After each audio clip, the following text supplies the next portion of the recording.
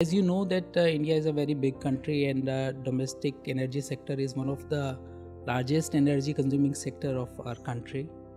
LPG, we have been using LPG since very long, and if you talk about the urban areas, LPG is the most prominent fuel that we are using in our household.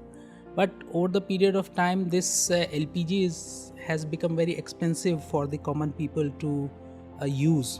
And you must be knowing that more than 57% of our LPG demand we meet or we import from other countries.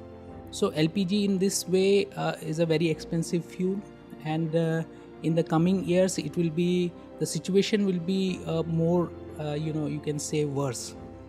So we are trying our best to find alternative fuel sources, especially for the domestic energy sector.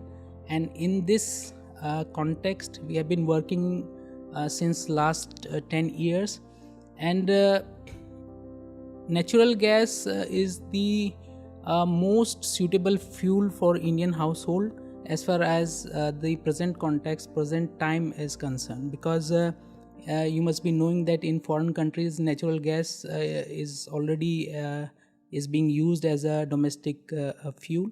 But in our country, natural gas usage as domestic fuel is gaining its pace.